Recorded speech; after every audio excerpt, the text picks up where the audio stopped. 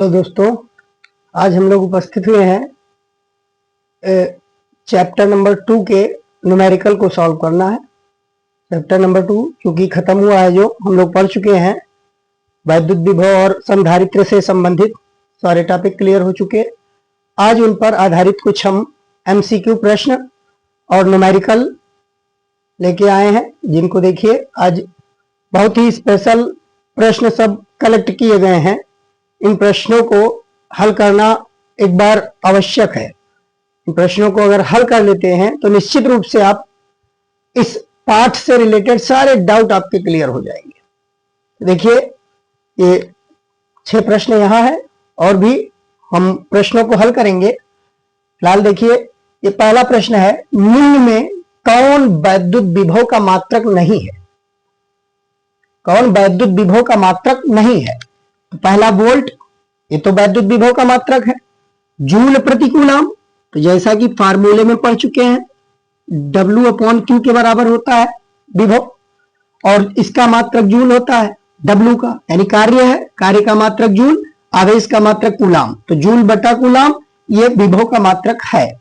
फिर अगला देखिए, न्यूटन प्रति कूलम, तो न्यूटन प्रति कूलम इसका मात्रक नहीं है, क्योंकि न्यूटन प्रति कूलम हम पढ़ चुके हैं, ये वैद्युत क्षेत्र की तीव्रता का मात्रक होगा। वैद्युत क्षेत्र की तीव्रता बल बटा आवेश के बराबर होता है।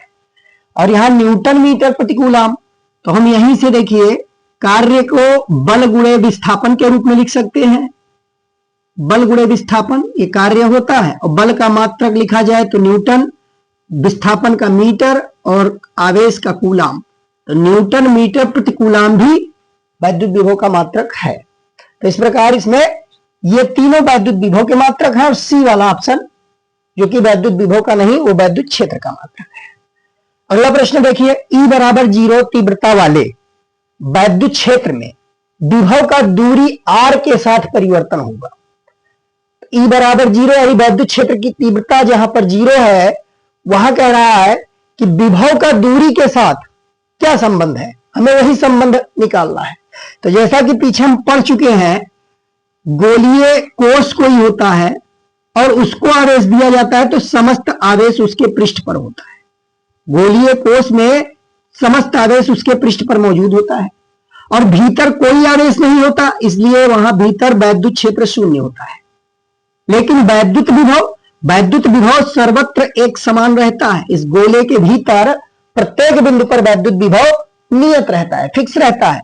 जैसे कि ये इस प्रकार व्यवहार करता है कि जैसे मानो समस्त आवेश केंद्र पर रखा हो। तो इस प्रकार हम अगर E = 0 वाली बात कर रहे हैं, तो कहीं ना कहीं E = 0 हम वही गोलीय कोष संबंधी कुछ बात है कि जहां वैद्युत क्षेत्र शून्य है, वहां वैद्युत विभव का दूरी के साथ क्या संबंध होगा। तो इसमें देखिए, इसमें पूरे, चाहे यहां पर विभव ले, चाहे यहां पर ले, चाहे पृष्ठ पर ले, यानी हर स्थान पर जो वैद्युत विभव होगा वो नियत होगा। वैद्युत विभव नियत वाला संबंध V = नियत जो लिखा हुआ है, यानी इसका दूरी R पर कोई निर्भरता नहीं है, दूरी R पर निर्भर नहीं करेगा। इस प्रकार अब तीसरा प्रश्न देखिए, दूरी R पर स्थित दो बिंदु आवेशों +Q+Q, देखिए R दूरी पर दो बिंदु आवेश हैं, R दूरी पर स्थित है, इन दोनों के बीच की दूरी R है, और प्रश्न में कहा जा रहा है कि +Q+Q ये दोनों आवेश धन आवेशित है, +Q आवेश है, तो निश्चित ही इनके बीच प्रतिकर्षण बल कार्य करेगा, और इनके बीच लगने वाला प्रतिकर्षण बल F ये बराबर हो जाएगा KQ² / R², यह कूलम के नियम से। तो Q1 Q2 दोनों का परिमाण बराबर है, तो Q × Q करेंगे Q², और बीच की दूरी R है।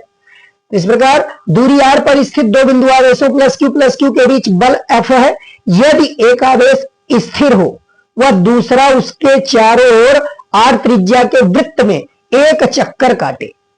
इसमें एक स्थिर कह दिया जाए और दूसरा R त्रिज्या के वृत्तीय पथ पर, अब एक को फिक्स कर दिया गया और दूसरा R त्रिज्या के इस वृत्तीय पथ पर अगर ये चक्कर काटे तो क्या होगा, और भी एक चक्कर की बात कर रहा है, एक चक्कर काटे, तो एक चक्कर काटने पर पुनः वह अपने स्थान पर ही आ जाएगा। अगर कोई आवेश वृत्त के पथ पर एक चक्कर पूरा करता है तो उसका विस्थापन शून्य होगा, और विस्थापन शून्य होगा तो बल तो नियत बना रहेगा, लेकिन विस्थापन शून्य होने के कारण कार्य बल और विस्थापन के गुणनफल पर निर्भर करती है, जैसा कि यहां लिखा गया है W equal to F into D. तो बल अगर नियत है और डी 0 हो जाए तो निश्चित ही कार्य क्या होगा, शून्य होगा। तो इसमें कार्य शून्य हो जाएगा। तो अब अगला देखिए, इसमें दूरी r पर कहा गया था, दो बिंदु आवेश है प्लस क्यू, इनके बीच बल F है और एक आवेश को स्थिर रखते हुए दूसरा आवेश इसके चारों ओर वृत्त पर एक चक्कर काट रहा है, तो विस्थापन शून्य होने के कारण कार्य शून्य। नेक्स्ट प्रश्न देखिए 4 नंबर, V वोल्ट से त्वरित होकर इलेक्ट्रॉन, द्रव्यमान दिया हुआ इलेक्ट्रॉन का m, आवेश उस पर E है, एक लक्ष्य से टकराती है। देखिए कोई इलेक्ट्रॉन है, उसको V वोल्ट से त्वरित किया गया, तो जब V वोल्ट से किसी इलेक्ट्रॉन को त्वरित करते हैं तो वो कितनी ऊर्जा अर्जित करता है, अर्जित ऊर्जा उसके द्वारा E equal to E into V, ये हो जाएगा, पढ़ चुके हैं, आवेश गुणे विभव, ये अर्जित ऊर्जा हो जाएगा। तो V वोल्ट से अगर इलेक्ट्रॉन को त्वरित कर रहे हैं, इलेक्ट्रॉन पर आवेश E है, V वोल्ट से त्वरित कर रहे हैं तो ऊर्जा अर्जित करेगा E इंटू V के बराबर। लक्ष्य से टकराता है और इलेक्ट्रॉन के टकराने की अधिकतम चाल पूछ रहा है, अधिकतम चाल कितनी होगी, मतलब जितना इसने ऊर्जा अर्जित किया ये ऊर्जा टोटल काइनेटिक एनर्जी में कन्वर्ट होगा। और काइनेटिक एनर्जी का फार्मूला पढ़ चुके हो, हाफ एम बी स्क्वायर, ये बराबर E इंटू वी। अब यहां से V की वैल्यू निकालेंगे, V स्क्वायर इक्वल टू हो जाएगा 2EV और यहां m से डिवाइड कर देंगे और स्क्वायर जब हटाएंगे तो इधर रूट लग जाएगा, रूट 2EV बाई m, ये आ जाएगा। तो इसकी मैक्सिमम चाल क्या होगी, इसमें डी वाले ऑप्शन में मिल रहा है 2EV बाई m।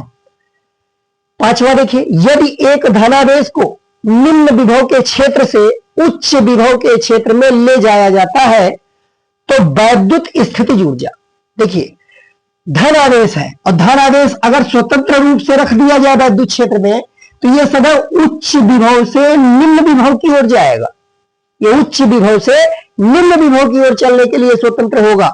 लेकिन यहां क्या कहा जा रहा है, उल्टा कह रहे हैं कि धनावेश को निम्न विभव से उच्च विभव, तो निम्न विभव से जब उच्च विभव की ओर ले जाएंगे तो कहीं ना कहीं हमें वहां वैद्युत बल के विरुद्ध कार्य करना पड़ेगा, और वैद्युत बल के विरुद्ध कार्य करेंगे तो वह कार्य स्थितिज ऊर्जा के रूप में संचित होगा। तो यहां कह रहे हैं वैद्युत स्थितिज ऊर्जा क्या होगा, तो निश्चित ही कार्य होगा तो वैद्युत स्थितिज ऊर्जा बढ़ जाएगी, तो इसकी वैद्युत स्थितिज ऊर्जा में वृद्धि होगी। छठा देखिए, यदि एक समान वैद्युत क्षेत्र E में, यदि एक समान वैद्युत क्षेत्र E में रखे वैद्युत द्विध्रुव आघूर्ण P वाले वैद्युत द्विध्रुव को 90 अंश से घुमाने में कृत कार्य, तो अगर कोई वैद्युत द्विध्रुव को एक समान वैद्युत क्षेत्र में घुमाया जाए तो वहां कृत कार्य का फार्मूला पढ़ चुके हो, W equal to PE 1 minus cos theta, ये पीछे फार्मूला निकाला जा चुका है। अब यहां द्विध्रुव को कितना घुमाया जा रहा है, 90 डिग्री, तो थीटा की वैल्यू अगर 90 डिग्री रखें तो कॉस 90 का मान हो जाएगा 0, ये हो जाएगा 1 माइनस कॉस 90 0, यहां 1 केवल बचा ब्रैकेट के अंदर, तो ये P इंटू E के बराबर। तो अगर हम वैद्युत द्विध्रुव को 90 डिग्री घुमाएंगे तो P इंटू E के बराबर कृत कार्य यहां होगा।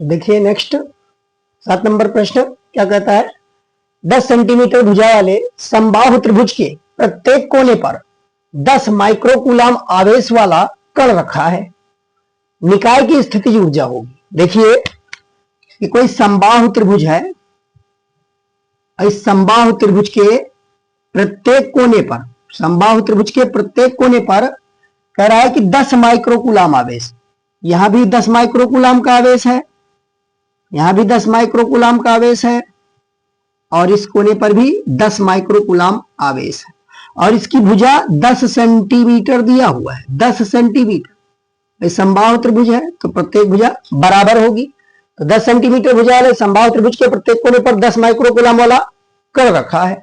निकाय की स्थितिज ऊर्जा, तो देखिए निकाय में कितने आवेश युग्म बन रहे हैं, तो एक आवेश युग्म ये कहा जाएगा, दूसरा ये कहा जाएगा और तीसरा ये। और तीनों आवेश युग्म एक ही तरीके के सिमिलर है। भाई यहां भी दोनों आवेश 10-10, यहां भी 10-10 और यहां भी, उनके बीच की दूरियां भी बराबर बराबर। तो ये तीनों के लिए सिमिलर है बिल्कुल। तो अगर हम एक का निकाल लें तो उसका 3 गुना कर सकते हैं। यह तीनों इलेक्ट्रॉन युग्म जो दिख रहे हैं, सॉरी आवेश युग्म, ये आवेश युग्म जो दिख रहे हैं उन तीनों की समान है। U1 plus U2 plus U3 स्थिति ऊर्जाएं समान है। अब यहां से अगर निकालें तो देखिए आवेश को अगर Q से लिखा जाए तो यहां भी Q है, यहां भी Q, यहां भी Q, दूरी R हर जगह है। तो देखिए हम इसको लिख सकते हैं K Q इंटू Q यानी Q स्क्वायर और बटा बीच की दूरी R, और वही चीज इसको भी लिखा जाएगा K Q स्क्वायर बटा R, और ये भी है K Q स्क्वायर बटा R। ये तीनों समान होंगे, जोड़ेंगे तो यही 3 से गुणा हो जाएगा, यानी 3 गुणा हो जाएंगे 3K Q square upon R, ये आ जाएगा। जहां के 1/4 पाई एप्सिलॉन नॉट की जगह पर प्रयुक्त हुआ है। तो इसके का मान 9.0 या 9 गुणे 10 का घात 9 कह सकते हैं। मान रख दीजिए 3 गुणे 9 गुणे 10 का घात 9, और Q का मान दिया है 10 माइक्रोकूलाम।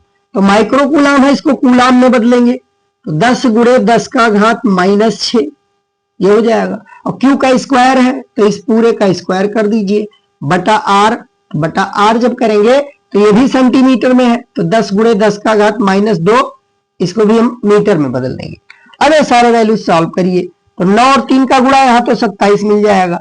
और बाकी देखिए, बाकी में हम देखें तो यहाँ 10 का घात 9 तो ये मिल रहा है 10 का घात 9, और यहाँ 10 की 1 घात है प्लस में और 6 माइनस में, तो 1 - 6 करेंगे 10 की -5 घात, और -5 घात का जब स्क्वायर करेंगे तो 10 की -10 घात मिलेगी, और नीचे 10 की 1 घात प्लस है 2 माइनस है, तो यहां से सॉल्व करेंगे तो 10 की -1 घात ये मिल जाएगी।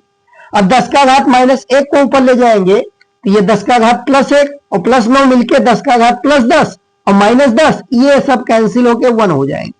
एट लास्ट बचेगा 27 जूल, ये आंसर आएगा। इसमें ऑप्शन कौन सा है? 27 जूल सी ऑप्शन में है, ऑप्शन नंबर सी सही होगा। इस प्रकार से अब यहां देखिए 8 नंबर, वैद्युत द्विध्रुव के कारण केंद्र से r दूरी पर अक्ष में स्थित बिंदु पर वैद्युत क्षेत्र की तीव्रता E एवं विभव V है। देखिए अक्षीय स्थिति में हमने वैद्युत क्षेत्र की तीव्रता और वैद्युत विभव की गणना की है। वहां से क्या सूत्र मिला है? कोई वैद्युत द्विध्रुव है, उसके मध्य बिंदु O से स्मॉल r दूरी पर हमें वैद्युत क्षेत्र की तीव्रता अगर निकालना है अक्षीय स्थिति में तो K 2P/r³ ये आता है। वैद्युत क्षेत्र की तीव्रता ये निकाला गया है, जहां K 1/4 पाई एप्सिलॉन नॉट की जगह पर प्रयुक्त हुआ है।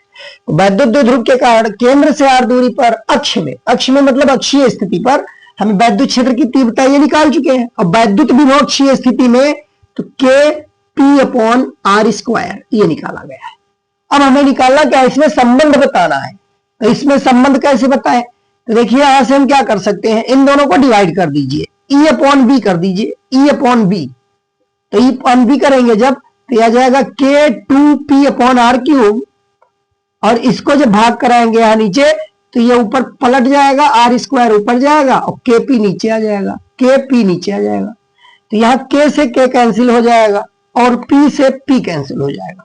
और R की 3 घात है, ऊपर 2 घात है, तो इस 2 घात को इसके 2 घात से काटेंगे तो 1 घात नीचे फिर भी बचेगा, यानी E/V का मान आ जाएगा, ऊपर बचेगा 2 और नीचे बचेगा R, 2/r के बराबर। अब यहां से देखिए कौन सा संबंध, E की वैल्यू निकालनी है तो इस V को इधर गुणा करा दो, E = आ जाएगा 2V/r, 2V/r, ये वैल्यू कहीं ना कहीं मिल गई। तो कहां ये संबंध दिख रहा है? ऑप्शन नंबर बी में। तो इस प्रकार E और V के बीच संबंध ऑप्शन बी सही होगा। नेक्स्ट देखिए,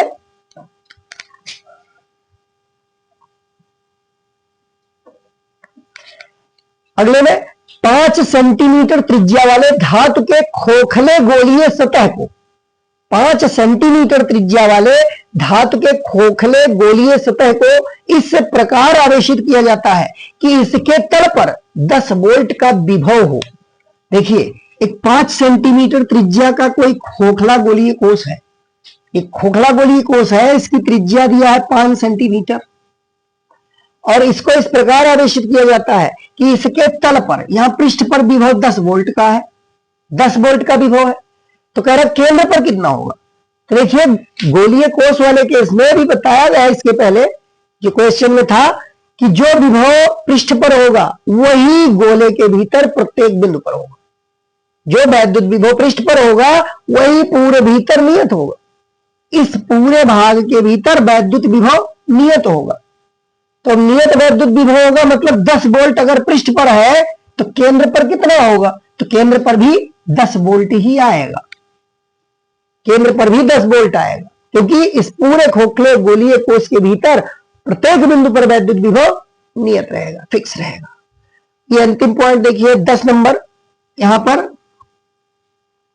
हाँ, इसमें कौन सा तथ्य समविभवी पृष्ठ के लिए सत्य नहीं है, कौन सा तथ्य समविभवी पृष्ठ, समविभव पृष्ठ बताया जा चुका है, कोई आवेश के चारों ओर का वह क्षेत्र जहां पर प्रत्येक बिंदु पर वैद्युत विभव समान हो, समविभव पृष्ठ कहलाता है।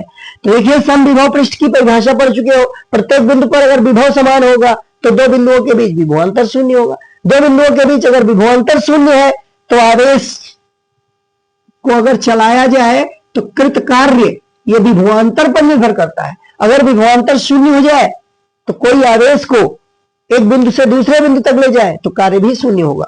तो यहां देखिए ये सारी बातें क्या कह रहा है, पहला में पृष्ठ पर किन्हीं दो बिंदुओं के बीच विभवांतर शून्य होता है, सही है।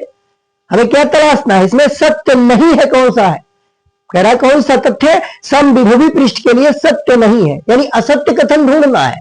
तो ये तो सत्य है, पृष्ठ पर दो बिंदुओं पर विभवांतर शून्य होता है। फिर बी में कह रहा है वैद्युत बल रेखाएं पृष्ठ के सर्वथा लंबवत होती है, ये भी सही है, वैद्युत बल रेखाएं पृष्ठ के सर्वथा लंबवत निकलती है। फिर सी में कह रहा है पृष्ठ पर किसी आवेश को एक स्थान से दूसरे स्थान तक ले जाने पर कोई कार्य नहीं होता, ये भी सत्य है, कोई कार्य नहीं होता। 3 ऑप्शन सत्य है, तो निश्चित रूप से चौथा इसमें असत्य होगा। समविभवी पृष्ठ सर्वथा गोलाकार, ये गलत हो गया। समविभव पृष्ठ जो होता है आवश्यक नहीं है कि सर्वथा गोलाकार हो, तो इसलिए यह असत्य कथन है। हम इसको ऑप्शन नंबर डी को कहेंगे, यह इस प्रश्न का सही ऑप्शन होगा। देखिए अब प्रश्न नंबर 11, दो बिंदु आवेशों के बीच 80 न्यूटन का विद्युत बल कार्य करता है जब इन्हीं आवेशों को एक परावैद्युत माध्यम में रखते हैं तब विद्युत बल 8 न्यूटन हो जाता है। माध्यम का परावैद्युतांक होगा, हमें उस माध्यम का परावैद्युतांक निकालना है। भाई कहा जा रहा है कि दो बिंदु आवेश है और इनके बीच 80 न्यूटन का विद्युत बल कार्य करता है जब इन्हीं आवेशों को एक परावैद्युत माध्यम में रखते हैं। देखिए पहले रखा गया है निर्वात में, निर्वात या वायु, तब इनके बीच कार्य कर रहा है बल 80 न्यूटन का। दो बिंदु आवेश है और इनके बीच लगने वाला बल दिया है 80 न्यूटन। अब कह रहा है कि इन्हीं आवेशों को एक परावैद्युत माध्यम में रखते हैं, जब परावैद्युत माध्यम में इसको रख दिया गया तब लगने वाला बल 8 न्यूटन। अब एफ के इक्वल टू हो जाएगा 8 न्यूटन। अब हमें बताना है माध्यम का परावैद्युतांक कितना हो। तो देखिए पीछे पढ़ चुके हैं, फार्मूले से निकाला गया है एफ के इक्वल टू निकाला गया है कितना, देखिए एफ के इक्वल टू एफ अपॉन के, ये हो गया था एफ के इक्वल टू एफ अपॉन के। मतलब कैंची गुणा किया जाए तो हम कह सकते हैं कि निर्वात में जो बल होता है वह के गुना ज्यादा होता है। अगर परावैद्युत माध्यम में कोई दो बिंदु आवेशों को रख दिया जाए और उन्हीं दो बिंदु आवेशों को निर्वात में ले जाए तो निर्वात वाला बल बड़ा होगा, परावैद्युत माध्यम में रखने पर आवेशों के बीच लगने वाला वैद्युत बल घट जाता है। उसी से फार्मूला मिला था। तो यहां से देखिए हमें निकालना क्या है इसमें के की वैल्यू, तो के को यहां ले आएंगे और एफ को के नीचे ले आएंगे। तो के बराबर हो जाएगा एफ अपॉन एफ के, और एफ की वैल्यू दिया हुआ है कितना 80 और एफ के की वैल्यू है 8, काट देंगे 8 धान्य 80, यहां आंसर आ जाएगा 10। परावैद्युतांक के का मान आएगा 10। इसमें ऑप्शन नंबर बी सही होगा। अगला देखिए 12 नंबर, दो बिंदु आवेश हों, दो बिंदु आवेश K1 परावैद्युतांक वाले माध्यम में रखे हैं, उनके मध्य लगने वाला स्थिर वैद्युत बल F है। मतलब कोई माध्यम में रखा हुआ है जिसका परावैद्युतांक K है, तो K परावैद्युतांक वाले माध्यम में उनके बीच लगने वाला जो बल है वो F है। यदि माध्यम का परावैद्युतांक बदल के K2 हो जाए तब इनके मध्य स्थिर वैद्युत बल होगा, तब इनके मध्य स्थिर वैद्युत बल होगा। तो देखिए पहले ये फार्मूला इसी फार्मूले से निकाला जाएगा। एफ के इक्वल टू क्या था, एफ के इक्वल टू था एफ अपॉन पहले माध्यम का परावैद्युतांक K1 लिया गया, एफ यहां निर्वात में लगने वाला बल है, और इसमें क्या कह रहा है, इसमें K वाले में यानी K1 परावैद्युतांक वाले माध्यम में उनके मध्य लगने वाला स्थिर वैद्युत बल F है। तो यहां से हम इस तरीके से लिख सकते हैं कि K परावैद्युतांक वाला कोई माध्यम है, K परावैद्युतांक वाला माध्यम, तो उनके बीच लगने वाला जो बल है F equal to 1/4 pi epsilon nought, epsilon nought into K लिखेंगे K1, ये हो जाएगा 1/4 pi epsilon nought into K1। ये बाकी दो बिंदु आवेश, तो कोई भी दो बिंदु आवेश कहे जा सकते हैं। हमने कह दिया Q1 Q2 मान लीजिए, उनके बीच की दूरी को R मान लिया जाए।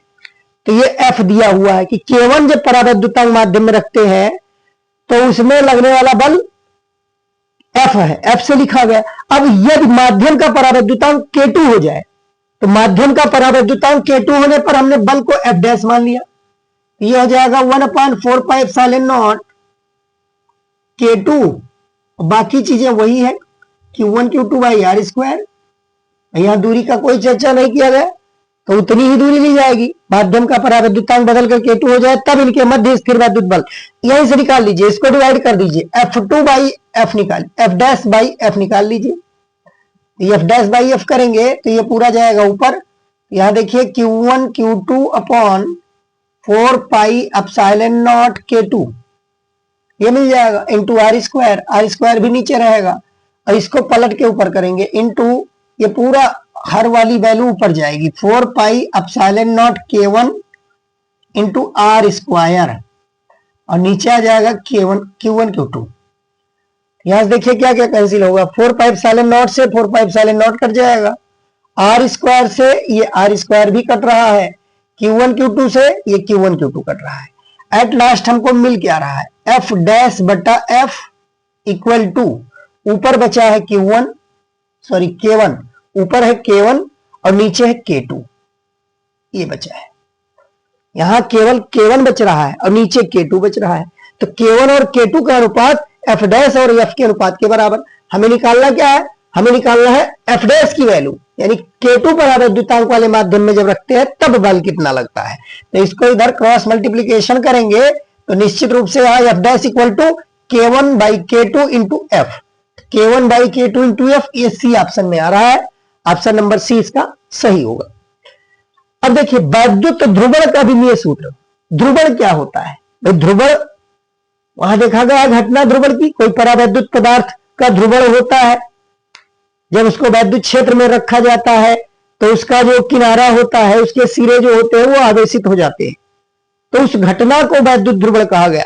लेकिन यहां वैद्युत ध्रुवण राशि के रूप में जाना जा रहा है, वैद्युत ध्रुवण भी एक राशि भी है। कौन सी राशि है, तो वैद्युत ध्रुवण हम कह सकते हैं कि एकांक आयतन में जितना वैद्युत द्विध्रुव आघूर्ण होता है, एकांक आयतन में जितना वैद्युत द्विध्रुव आघूर्ण होता है उसी को हम वैद्युत ध्रुवण कहते हैं। तो एकांक आयतन में वैद्युत द्विध्रुव आघूर्ण को वैद्युत ध्रुवण कहते हैं। अब वैद्युत ध्रुवण का विमीय सूत्र पूछ रहा है, वैद्युत ध्रुवण का विमीय सूत्र क्या होगा, तो विमीय सूत्र निकाल सकते हैं। देखिए कैसे निकालेंगे, यहां बताया गया कि ध्रुवण जो है P, ये वैद्युत द्विध्रुव आघूर्ण को लिया गया प्रति एकांक आयतन में, प्रति एकांक आयतन का जो वैद्युत द्विध्रुव आघूर्ण है उसी को ध्रुवण कहते हैं। तो यहीं से निकाल लीजिए, इसका मात्रक होता है coulomb into metre, coulomb into metre, और आयतन का होता है घन मीटर, यानी मीटर क्यूब, घन मीटर हो जाएगा। अब यहां 1 मीटर से 1 मीटर की एक घात कैंसिल जब करेंगे तो यहां 2 घात मीटर पर बचेगा, यानी ध्रुवण का मात्रक बन जाएगा कूलाम प्रति मीटर स्क्वायर। यहीं से निकाल लीजिए। देखिए कूलाम के लिए Q बराबर IT फार्मूले से विमीय सूत्र लिखे, इसका ध्रुवण का विमीय सूत्र यहां लिखना है, तो इसका कूलाम के लिए हो जाएगा A इंटू टी, Q बराबर IT फार्मूले से, और नीचे है मीटर स्क्वायर तो इसके लिए L2 लिख देंगे। इसको ऊपर ले चलेंगे तो यहां हो जाएगा L-2AT, ये विमीय सूत्र आएगा L-2AT, यानी ऑप्शन नंबर सी सही है, ऑप्शन नंबर सी सही है। फिर अगला देखिए, संधारित्र में संग्रहित ऊर्जा और संधारित्र को चार्ज करने के दौरान नष्ट होने वाली ऊर्जा का अनुपात। यहां एक से बढ़कर एक प्रश्न है और सारे प्रश्न कहीं ना कहीं परीक्षा में पूछे गए प्रश्न है, हर टाइप के प्रश्न यहां शामिल किए गए हैं। आगे और देखिए, अभी और भी बेहतर प्रश्न मिलेंगे आपको, और भी अच्छे अच्छे प्रश्न है। आगे श्रृंखला पूरी देखिए तब प्रश्नों का अंदाजा। ये तो अभी सरल से कठिन की ओर जा रहा है, अभी तो शुरुआत है। धीरे धीरे उन सभी प्रश्नों को शामिल किया गया है जो एक कंपटीशन स्तर तक प्रतियोगिता में भी पूछे गए हैं। देखिए क्या है आगे, यहां प्रश्न नंबर ये चल रहा है ध्रुवण वाला 13 नंबर में निकाला हमने L-2AT। अब अगला देखिए, संधारित्र में संग्रहित ऊर्जा और संधारित्र को चार्ज करने के दौरान नष्ट होने वाली ऊर्जा का अनुपात। तो ये हमने बताया था, संधारित्र को जब किसी बाह्य स्रोत द्वारा आवेशित किया जाता है तो आवेशित करने में बैटरी द्वारा जो ऊर्जा दी जाती है, खर्च की जाती है, वो Q इंटू V हमने बताया। अगर मान लीजिए 2 वोल्ट विभवांतर से किसी संधारित्र को आवेशित किया जाए, तो V वोल्ट विभवांतर से संधारित्र को आवेशित किया जाए, संधारित्र की प्लेट पर Q आवेश आ जाए, तो बैटरी द्वारा जो खर्च ऊर्जा है वो Q into V, battery Q और V के गुणनफल के बराबर ऊर्जा खर्च कर रही है। लेकिन संधारित्र में कितना स्टोर हो रहा है, संधारित्र में संधारित्र की स्थिति ऊर्जा बताई गई है 1/2 QV, मतलब बैटरी दे रहा है Q इंटू V और संधारित्र को मिल रहा है ½ QV, मतलब नष्ट कितना हुआ, तो जितना उसको मिला उतना ही नष्ट हुआ, आधा मिला आधा नष्ट हो गया। तो दोनों बराबर नष्ट हुई ऊर्जा और संधारित्र के पास जो ऊर्जा आई ये दोनों बराबर मात्रा में है। संधारित्र को चार्ज करने के दौरान नष्ट होने वाली ऊर्जा का अनुपात और संग्रहित ऊर्जा का अनुपात, तो इन दोनों की ऊर्जाएं बराबर होने के कारण इनका अनुपात 1:1 आएगा। फिर प्रश्न नंबर 15, किसी आवेशित संधारित्र के प्लेटों के मध्य परावैद्युतांक रखने पर कार्य होगा। देखिए कोई आवेशित संधारित्र है और उसके प्लेटों के मध्य परावैद्युतांक रख दिया जाए, कोई आवेशित संधारित्र है और उसके प्लेटों के मध्य यहां रखना है परावैद्युतांक, मतलब कोई परावैद्युत माध्यम, सॉरी यहां परावैद्युतांक का मतलब परावैद्युत माध्यम कोई रख दिया गया है। तो आवेशित संधारित्र के प्लेटों के मध्य परावैद्युत माध्यम रखने पर कार्य होगा। अब कार्य बताना है कितना होगा, धनात्मक होगा, ऋणात्मक होगा या शून्य होगा या मोटाई पर निर्भर करेगा, मतलब मोटाई पर धनात्मक की ऋणात्मक, ये मोटाई के अनुसार कह रहा है। यहां इसमें देखिए क्या हो सकता है, तो आवेशित संधारित्र के प्लेटों के मध्य कार्य कहिए या संचित ऊर्जा कहिए, ये दोनों कहीं ना कहीं ऊर्जा जो संचित होती है, यानी कार्य जो किया जाता है वही ऊर्जा के रूप में संचित होता है। तो स्थितिज ऊर्जा और कार्य ये दोनों इक्वल होते हैं, तो जो स्थितिज ऊर्जा होगी वही कार्य होगा। तो यहां देखिए आवेशित संधारित्र के प्लेटों के मध्य परावैद्युत रखने पर कार्य होगा, तो कार्य कितना होगा। यहां प्रश्न नंबर 15 में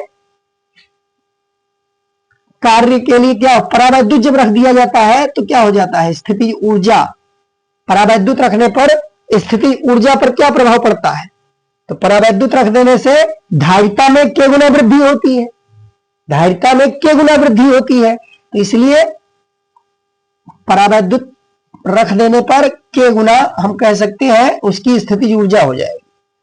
और स्थितिज ऊर्जा अगर K गुना हो गई तो हम क्या कह सकते हैं, K का मान ये ऋणात्मक नहीं हो सकता और स्थितिज ऊर्जा बढ़ रही है, मतलब धनात्मक है, स्थितिज ऊर्जा धनात्मक है और के कभी ऋणात्मक नहीं हो सकता। तो टोटली हम कह सकते हैं कि आवेशित संधारित्र की प्लेटों के मध्य परावैद्युत रखने पर कार्य धनात्मक होगा, यहाँ कार्य धनात्मक मिलेगा। फिर प्रश्न नंबर 16 देखिए, एक समांतर प्लेट संधारित्र की प्लेटों के बीच तेल, समांतर प्लेट संधारित्र है जिसके प्लेटों के बीच तेल भरा जा रहा है और तेल का परावैद्युतांक दिया है 2, तो परावैद्युतांक 2, प्लेटों के बीच तेल होने पर धारिता C है, प्लेटों के बीच तेल होने पर धारिता C है। यदि तेल हटा दिया जाए तो संधारित्र की धारिता क्या होगी? तेल है तो धारिता कह रहा है C है और परावैद्युतांक भी दिया हुआ है, परावैद्युतांक दिया हुआ तेल का 2 है। देखिए कैसे निकालेंगे,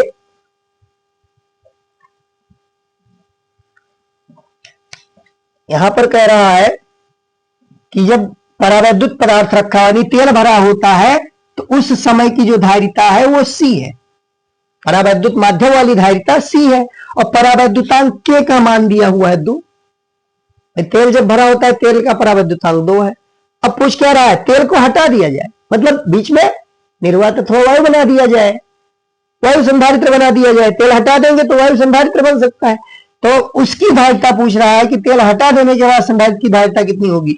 देखिए एक फार्मूला पढ़ चुके हो, CK/C0 इक्वल टू K, परावैद्युतांक को धारिता के अनुसार भी परिभाषित किया गया था। तो अब यहां देखिए CK की वैल्यू तो C है upon C0 equal to K की वैल्यू 2 है। हमें बताना क्या है C0 को, तो इसको इधर ले जाएंगे, 2 को नीचे ले आएंगे, C/2 ये C0 के बराबर होगा। C0 का मान C/2 हो जाएगा, C0 का मान C/2 हो जाएगा। ऑप्शन नंबर डी इसमें राइट आंसर होगा। तो नेक्स्ट प्रश्न नंबर 17 देखिए, एक संधारित्र के प्लेटों के बीच कुछ परावैद्युत रखा है, एक संधारित्र के प्लेटों के बीच कुछ परावैद्युत रखा है और संधारित्र एक बैटरी से जुड़ा है। अब यदि बैटरी और परावैद्युत दोनों हटा दे तब धारिता पर क्या प्रभाव पड़ेगा? पहले कह रहा है कि संधारित्र के प्लेटों के बीच परावैद्युत रखा है और संधारित्र एक बैटरी से जुड़ा है, तो बैटरी से जुड़ा था, परावैद्युत रखा था यानी आवेशित हुआ। अब यदि बैटरी और परावैद्युत दोनों हटा दिया जाए तब क्या प्रभाव पड़ेगा? कह रहा है धारिता बढ़ जाएगी, तो गलत है, धारिता बढ़ेगी नहीं, धारिता घट जाएगी। धारिता जब परावैद्युत था उस समय अधिक थी, परावैद्युत हटाने पर धारिता घटेगी, तो ये तो नहीं हो सकता। संचित ऊर्जा कह रहा है घट जाएगी, संचित ऊर्जा ये घटेगी नहीं बढ़ेगी, संचित ऊर्जा बढ़ेगी। संचित ऊर्जा बढ़ेगी, क्यों बढ़ेगी? क्योंकि वायु में भाई परावैद्युत पदार्थ हटाया गया है, तो परावैद्युत पदार्थ हटाने पर जो वोल्टेज होगा उसमें भी परिवर्तन होगा, वैद्युत क्षेत्र में भी परिवर्तन होगा, तो वैद्युत क्षेत्र बढ़ेगा और वैद्युत क्षेत्र के बढ़ने से उसके हम कह सकते हैं ऊर्जा घनत्व में वृद्धि होगी। ऊर्जा घनत्व U बराबर 1/2 ε0 E² पढ़ चुके हो, तो वैद्युत क्षेत्र में वृद्धि होगी, तो वैद्युत क्षेत्र में वृद्धि होगी, वैद्युत विभव में वृद्धि होगी, तो स्थितिज ऊर्जा भी, संचित स्थितिज ऊर्जा भी बढ़ेगी। और यहां कह रहा है संचित स्थितिज ऊर्जा घट जाएगी, तो ये गलत है। वैद्युत क्षेत्र, हाँ ये सही है, वैद्युत क्षेत्र में वृद्धि होगी, वैद्युत क्षेत्र इसका बढ़ जाएगा। विभव घटेगा, गलत है, विभव बढ़ेगा, संचित ऊर्जा बढ़ेगी, धारिता घटेगी और वैद्युत क्षेत्र बढ़ेगा। तो ऑप्शन नंबर सी इसमें सही होगा, राइट आंसर। एक विलगित आवेशित संधारित्र के प्लेटों के बीच एक परावैद्युत पट्टी रखी जाती है। एक संधारित्र की प्लेटों के बीच परावैद्युत पट्टी रखी जाती है। वह राशि जो अपरिवर्तित रहेगी, कौन सी राशि है जो अपरिवर्तित रहेगी, नहीं बदलेगी? तो इसमें देखिए क्या नहीं बदलेगा, अगर कोई संधारित्र के प्लेटों के बीच परावैद्युत पदार्थ रख दिया जाए तो धारिता तो बढ़ जाती है, धारिता बढ़ जाएगी। परावैद्युत पदार्थ रखने से संचित ऊर्जा में कमी आएगी। प्लेटों के बीच विभवांतर, तो विभवांतर कहेंगे तो विभवांतर में वृद्धि होगी। और प्लेटों के बीच वैद्युत क्षेत्र, तो वैद्युत क्षेत्र क्या होगा? वैद्युत क्षेत्र घटेगा, वैद्युत क्षेत्र घट जाएगा। तो यहां कुल मिलाकर कह रहा क्या अपरिवर्तित रहेगा? तो अपरिवर्तित रहने वाला एक प्लेटों पर आवेश है, प्लेटों पर आवेश जो होगा वो अपरिवर्तित रहेगा, क्योंकि गोलीय चालक विलगित आवेशित संधारित्र के प्लेटों के बीच कह रहा है परावैद्युत पट्टी रखने से क्या चीज अपरिवर्तित होगा। तो पट्टी रखने से आवेश जो होगा, प्लेटों पर आवेश, वो नियत रहेगा, उसमें परिवर्तन नहीं होगा, धारिता में बदलेगा लेकिन प्लेटों पर आवेश जो होगा अपरिवर्तित रहेगा। फिर अगला देखिए, दो संकेंद्रीय गोलीय कोष जिनकी त्रिज्याएं R1 R2, दो संकेंद्रीय गोलीय कोष कह रहा है, इस तरीके से दोनों का केंद्र एक ही है और इसमें दो संकेंद्रीय गोलीय कोष जिनकी त्रिज्या R1 व R2 है की धारिता होगी। अब यहां देखिए R1 R2 में एक चीज यहां ध्यान रखिएगा, इसमें R1 ग्रेटर लिया गया है R2 से, R1 को R2 से बड़ा माना गया है, यानी इस वाले की त्रिज्या है R1 और ये छोटे वाले की त्रिज्या है R2। तो इसमें दो संकेंद्रीय गोलीय कोष कह रहा है तो समस्त आवेश पृष्ठ पर, तो इसमें क्या सही होगा, धारिता की बात कर रहा है तो धारिता का सूत्र विलगित गोलीय चालक की धारिता पढ़ चुके हो, C बराबर 4πε0 इंटू ए, अगर त्रिज्या ए है कोई गोलीय चालक की, ए त्रिज्या वाले गोलीय चालक की धारिता 4πε0 इंटू ए, निर्वात अथवा वायु में रखा होने पर, यह धारिता का फार्मूला बताया जा चुका है। तो यहां देखिए, यहां एक नहीं बल्कि दो है, संकेंद्रीय है, तो इसके कारण ये आवेश है, इसके कारण भी यहां आवेश जाएगा, और ये आवेशित है तो इसके कारण भी, यानी दोनों प्रभावित होंगे, तो इसलिए यहां इन दोनों का हमें तुल्य निकालना पड़ेगा। इन दोनों का तुल्य मतलब टोटल आवेश निकालना पड़ेगा। तो यहां इसमें क्या सही हो सकता है, दो संकेंद्रीय गोलीय कोष जिनकी त्रिज्या R1 R2 है, इनकी धारिता क्या हो सकती है, तो क्या धारिता हो सकती है, तो इसमें देखिए इसी तरीके से पहले गोलीय कोष के कारण निकाला जाएगा। यहाँ R1 R2 की धारिता है, मतलब त्रिज्या है, और इसकी धारिता संकेंद्रीय गोलीय कोष की टोटल धारिता, कुल धारिता कितनी है, तो इसमें समस्त आवेश जो होगा पृष्ठ पर होगा, समस्त आवेश पृष्ठ पर, और ज्यादा कौन सा होगा, तो अधिक आवेश ये पृष्ठ पर यहां जाएगा, यहां अधिक आवेश जाएगा। तो इस कारण से इसमें ऑप्शन नंबर सही होगा ए, ऑप्शन नंबर सी, ये गोलीय संधारित्र की धारिता वाले टॉपिक से लिया गया है, क्योंकि यहां समांतर प्लेट संधारित्र पढ़ा गया है। गोलीय संधारित्र की धारिता का जब फार्मूला निकालेंगे तो वहां से त्रिज्या ए और बी वहां लिया जाता है, 4πε0 AB बटा A माइनस बी करके वहां आता है, तो उसी का ये डायरेक्ट सूत्र है। याद रखिए, डायरेक्ट ये कंपटीशन एग्जाम में तमाम पूछा गया है, ये प्रतियोगी परीक्षा में पूछा गया प्रश्न है। फिर देखिए प्रश्न नंबर 20, एक 4 माइक्रोफैरड धारिता का संधारित्र 400 वोल्ट पर आवेशित किया जाता है। देखिए संधारित्र की धारिता दिया है 4 माइक्रोफैरड, धारिता है 4 माइक्रोफैरड और 400 वोल्ट पर वोल्टेज दिया है 400 वोल्ट, 400 वोल्ट पर इसको आवेशित किया जाता है तथा उसके प्लेटों को 1 किलो ओम के प्रतिरोध तार से जोड़ा जाता है।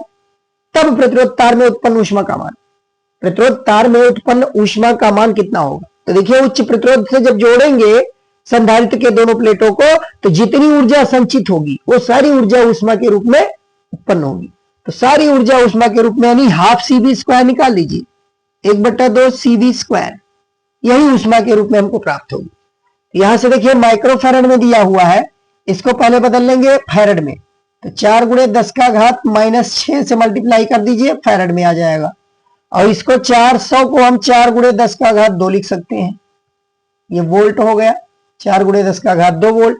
अब ये दोनों वैल्यू इसमें रख दीजिए, तो यू कितना होगा, यू आ जाएगा 1/2, सी की वैल्यू है 4 × 10⁻6 और v² करेंगे तो 4 × 10⁻2 का स्क्वायर करना पड़ेगा।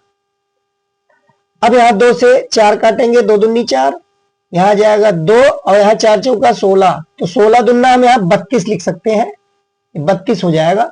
और 10⁻6 यहाँ माइनस में है और अंदर प्लस में 4 मिलेगा, 10⁻ प्लस में 4, 4 में से 6 घटाएंगे तो 10⁻−2, 10⁻−2 नीचे लाएंगे तो 100 से डिवाइड करेंगे, यहाँ जाएगा 0.3 जूल। देखिए कौन सा ऑप्शन है, 0.3 जूल सॉल्व करने पर मिल रहा है, 0.3 जूल, इसमें ऑप्शन नंबर डी सही है, ये सही होगा। ऑप्शन नंबर डी सही होगा। देखिए इस तरीके से अब हम पहुंच चुके प्रश्न नंबर 21 पर।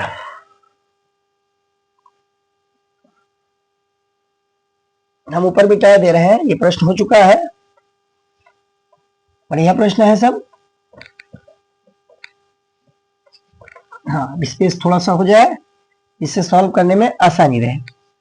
अब देखिए प्रश्न नंबर 21, 1 सेंटीमीटर मोटी परावैद्युत पट्टिका, यहां देखिए फिगर भी दिखाया गया है इसमें, एक सेंटीमीटर इसकी मोटाई दिया हुआ है, ये बीच में परावैद्युत पट्टिका रखी हुई है तांबे की पट्टिकाओं के बीचों बीच, मतलब ये दोनों तांबे की पट्टिकाएं हैं और इनके बीचों बीच 1 सेंटीमीटर मोटी परावैद्युत पट्टिका रखी गई है।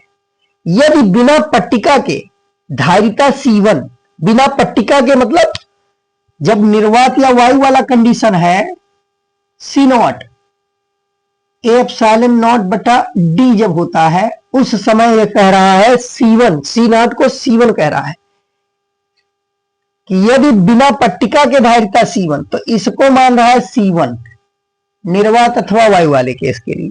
और फिर कह रहा है तथा पट्टिका रखने के पश्चात C2, तो पट्टिका जब रख देते हैं आंशिक रूप से परावैद्युत पट्टिका T मोटाई की रखी जाती है, तो उसके लिए फार्मूला क्या पढ़ा गया है, उसको ये C2 कह रहा है, तो वहां बताया गया ए एप्सिलॉन नॉट बटा डी माइनस टी बाई के, ये बताया जा चुका। इस फार्मूले से हम निकालेंगे, तो अब यहां टी की जगह पर 1 सेंटीमीटर मोटाई कहा जाएगा, टी की जगह पर 1 सेंटीमीटर मोटाई, और डी क्या है, दोनों तांबे की पट्टिकाओं के बीच की दूरी 3 सेंटीमीटर दिया हुआ है। तो अब इसमें दिया हुआ प्रश्न में डी की जगह पर हम रखेंगे 3 सेंटीमीटर और टी की जगह पर 1 सेंटीमीटर, ये दोनों वैल्यू रखी जाएगी। डी की जगह पर 3 सेंटीमीटर और टी की जगह पर 1 सेंटीमीटर। हमें निकालना क्या है इसमें, C1 और C2 का मान, C1 और C2 का मान। तो देखिए C1 पहले रख दीजिए, D का मान देखिए यहां पट्टिका तो हटाई जा रही है, बाकी 3 सेंटीमीटर दूरी पर दो प्लेटों के बीच जब संधारित्र की धारिता निकालेंगे तो यहां से आ जाएगा ए एप्सिलॉन नॉट बटा डी, सॉरी डी का मान यहां दिया है 3 सेंटीमीटर, तो इसको हम 3 रख देंगे, इसको 3 सीधा रख दीजिए, ये हमको पहला इक्वेशन मिल गया C1। अब C2 देखिए, सारी वैल्यूज हम सीधा सेंटीमीटर में रखना है, तो यहां देखिए बाकी कट जाएगा अभी डिवाइड करने पर, एप्सिलॉन नॉट नीचे आ जाएगा डी माइनस टी, यानी 3 माइनस 1 हो जाएगा, और प्लस टी बाई के, तो टी का मान है 1 बटा के कर देंगे, ये क्वेश्चन नंबर 2 आ गया। या और सॉल्व कर लीजिए, एप्सिलॉन नॉट अपॉन यहां 3 माइनस 1 करेंगे तो 2 प्लस 1 बाई के आएगा। अब इसको मल्टीप्लाई यानी भाग कर दीजिए दोनों, C1 बटा C2 निकालना है हमको, यहां निकालना क्या है C1 by C2, C1 by C2 का मान निकाल दीजिए, C1 का मान है ए एप्सिलॉन नॉट बाई 3 और फिर इससे डिवाइड करना है, तो डिवाइड करेंगे तो ये मल्टीप्लाई हो जाएगा इनवर्सली, ये 2 प्लस 1 बाई के ऊपर चला जाएगा और नीचे आएगा ए एप्सिलॉन नॉट, ये कैंसिल हो जाएगा पूरा पूरा। क्या बचा, जो बचा उसको सॉल्व कर लिया जाए, जो बच गया उसको सॉल्व कर लीजिए, ये दोनों कैंसिल हो गए। यहां से देखिए 1/3 आगे मिल रहा है, 1/3, और यहां ब्रैकेट मिल रहा है 2 प्लस 1 बाई के, ये मिल रहा है। C1 बाई C2 का मान 1/3 इंटू 2 प्लस 1 बाई के किस ऑप्शन में आ रहा है, इसमें ऑप्शन नंबर 21 में देखिए डी वाले में है, हाँ डी वाले में 1/3 2 प्लस 1 बाई के, ये ऑप्शन नंबर डी इसमें सही होगा। अब देखिए 22 नंबर, 3 संधारित्र जिनमें से प्रत्येक की धारिता 3 माइक्रोफैरड को श्रेणी क्रम में जोड़ा जाता है, संयोग की धारिता का मान क्या होगा। देखिए श्रेणी क्रम में 3 संधारित्र जोड़े जा रहे हैं, 3 संधारित्र हैं श्रेणी क्रम में जोड़े जा रहे हैं, तो इनकी तुल्य धारिता का हम फार्मूला बता चुके हैं। श्रेणी क्रम में 3 संधारित्र जोड़ेंगे, तुल्य धारिता C equivalent 1/C1 plus 1/C2 plus 1/C3, ये फार्मूला होता है श्रेणी क्रम के लिए। और इसमें प्रत्येक की धारिता 3 है, तो C1 C2 C3 सब 3 दिया है, तो यहां 1/3 प्लस 1/3 प्लस 1/3, 3 एलसीएम ले लेंगे, ऊपर 1 प्लस 1 प्लस 1 जुड़ के 3 हो जाएगा, 3 कैंसिल कर देंगे, 1 आ जाएगा। देखिए 1/C इक्विवेलेंट 1 आया, तो मल्टीप्लाई कर देंगे C इक्विवेलेंट भी 1 आएगा, ये 1 आ जाएगा, माइक्रोफैरड, सारे मान माइक्रोफैरड में दिए थे, तो इसलिए ये 1 माइक्रोफैरड, ये ऑप्शन नंबर डी सही होगा। ऑप्शन नंबर डी, ये 22 नंबर सही होगा।